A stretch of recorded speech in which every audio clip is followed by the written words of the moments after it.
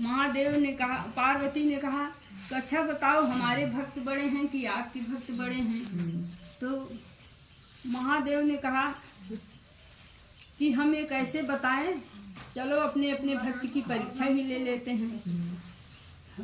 हम कैसे बताएं, अगर हम अपने भक्त की बड़ाई करते हैं तो तुम नाराज हो जाओगी और तुम करोगी तो मैं नाराज हो जाऊंगा, इसलिए चलो भक्त की परीक्षा ही ले लेते हैं। तो पार्वती ने कहा पहले हमारे भक्त के यहाँ आप चलिए।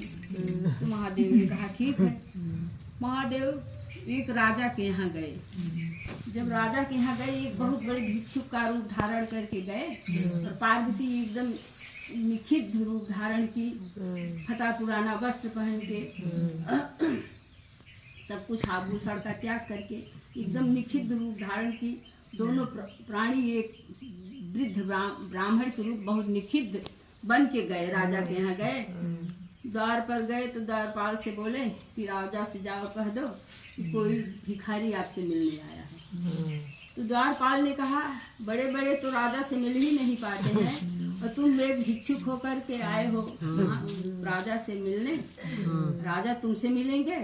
तो कहे जाओ हमारा संदेशा बता दो, राजा की इच्छा होगी तो आएंगे। तो जाके कहे राजन एक भिखारी आया है अपनी पत्नी के साथ, आपसे मिलना चाहता है।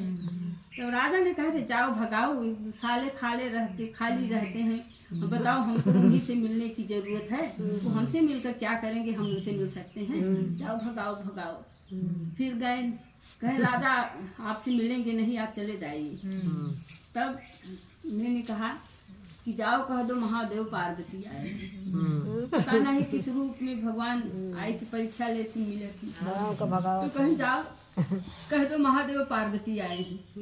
फिर गया वो द्वारपाल, कहा कि राजन वो तो अपने को महादेव पार्वती बता रहा है, तो आओ आपसे मिलना चाहता है। अरे कहे महादेव पार्वती का रूप बना के नाम बता के बदनाम कर रहा है, जाओ डंडा मार के भगाओ। अब आए इतना डंडा मार के महादेव पार्वती के भगाए कि बेचारे भगते ही पैड़ा लिए दोनों।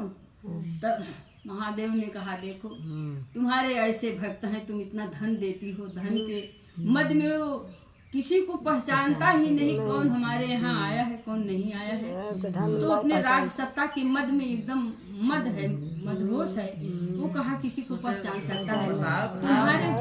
तुम्हारे ऐसे भक्त हैं, इतना दे देती हो किसी को पहचानते नहीं।